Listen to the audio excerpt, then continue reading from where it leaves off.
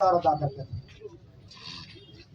کوئی بھی دین کی تاریخ چلتی تھی، کوئی بھی سماجی کام ہوتا تھا، بھائی محمد یاسین فاروقی صاحب سب سے آگے نظر آتے، اگلی صف میں نظر آتے، اور اس وقت تک نہ بیٹھتے جب تک دین کا کام مکمل نہ ہوتا.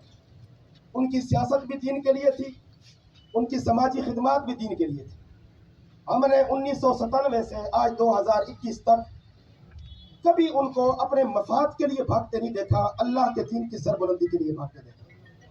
بھائی محمد یاسین فاروقی صاحب کی بے شمار صفات میں سے دو اوصاف ایسے ہیں کہ ہم اگر انہیں بھلانا بھی چاہیں تو بھول نہیں سکتے. وہ یہ کہ ہر حال میں، ہر دور میں علماء کرام کے ساتھ مربوط رہے. دوسرے نمبر پہ علاقہ بھر کے جتنے بھی افراد یہاں سبزہ زار میں شفٹ ہوا کرتے تھے، وہ دیندار دوستوں کی فہرست بنا کر سب کو آپس میں مربوط کر دیتے تھے. آج یہ اتنا بڑا جنازہ اس مرد مجاہد کو خراج تحسین پیش کرنے کے لیے آیا ہے. انشاءاللہ بھائی یاسین فاروقی صاحب کی روح بہشت بری میں آج بڑی تسکین پائے گی انشاءاللہ. دوستو، آج دیکھ رہے ہیں آپ 7 ستمبر کا سورج غروب ہونے سے پہلے پہلے بھائی یاسین فاروقی صاحب کی روح پرواز کر گئی ہے. آج جب کہ اہل وطن پورے ملک میں یوم تحفظ ختم نبوت منا رہے ہیں، ہمارے پاکستان کے قانون میں منکرین ختم نبوت کو کافر قرار دلوایا گیا، اور جب بھی سبزہ زار میں، لاہور میں ختم نبوت کی، تاریخ ناموس صحابہ کی، دروس قرآن کی کوئی بھی بات چلتی، واللہ العظیم علماء کرام بعد میں بیدار ہوتے، فاروقی صاحب علماء کو بیدار کرتے.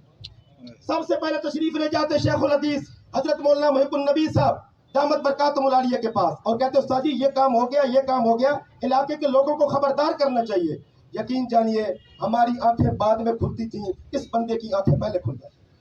اللہ ان کے ایک ایک پل کو ان کے لیے باعث مغفرت کرے. اور آج اللہ پاک نے کتنی خوبصورت نسبت کے ساتھ ان کو موت عطا کی. 7 ستمبر کا سورج غروب ہوا، اور اس سے پہلے پہلے مینار پاکستان کے زیر سایہ ملک بھر کے ورثاء انبیاء جمع ہیں نبی علیہ السلام کی ختم نبوت کو سلام عقیدت پیش کرنے کے لیے. اور آج علاقہ کے اندر اتنا بڑا جنازہ جس میں ہر شعبہ زندگی سے تعلق رکھنے والے لوگ موجود ہیں. آج ہم سب گواہی دیتے ہیں، یا اللہ ہمارے اس بھائی کی پوری زندگی صرف دین کے لیے تھی، دین کی سربلندی کے لیے تھی. ہمارے یہ بھائی ہیں سمی اللہ فاروقی، بھائی محمد عبید اللہ. دوستو، دنیا میں آنے کی ترتیب ہے، جانے کی کوئی ترتیب نہیں. یہی علاقہ ہے 1998 میں جب سیشن کوٹ میں بم دھماکہ ہوا تو پہلے چھوٹے بھائی قاری عزیز الرحمان اللہ کو پیارے ہو گئے. مجھے وہ منظر یاد ہے جب حضرت استاد جی مولانا محب النبی صاحب سفر میں گئے ہوئے تھے، بارش کی پھوار برس رہی تھی، اور ان کی نماز جنازہ یہاں پارک کے اندر مولانا محمد یعقوب فیض نے پڑھائی تھی. پھر کئی سال ان کے بوڑھے والد زندہ رہے. والد کی وفات کے بعد قاری امین صاحب فوت ہوئے، اور آج قاری امین صاحب کے بعد درمیان والے بھائی کا انتقال ہو گیا. دوستوں، پتہ چل گیا دنیا میں آنے کی ترتیب تو ہے، جانے کی کوئی ترتیب نہیں. مرنے کے لیے بیمار ہونا ضروری نہیں، مرنے کے لیے حادثے کا ہونا ضروری نہیں. وَلَقَدْ جِئْتُمُونَا فُرَادَىٰ كَمَا خَلَقْنَاكُمْ أَوَّلَ مَرَّةٍ. جس طرح رب کائنات نے ایک ایک کر کے تمہیں ماں کے پیٹ سے باہر نکالا، تم ایک ایک کر کے قبر کے پیٹ میں اتر جاؤ. دوستو، بڑے خوش نصیب ہے وہ لوگ. آج بھائی یاسین فاروقی صاحب کو اتنا بڑا جنازہ مل گیا، غسل مل گیا، کفن مل گیا. میری آپ کی کیا گارنٹی ہے ہم کس حال میں مرتے ہیں؟ جنازہ بھی نصیب ہوتا ہے کہ نہیں ہوتا؟ اللہ ان نیک بندوں کے توسل اور وسیلے سے ہمیں ایمان کی زندگی عطا کرے، ایمان کی موت عطا کرے. ہمارے یہ بھائی جتنے یہاں موجود ہیں، ہم انشاءاللہ ان کو تسلی دیتے ہیں.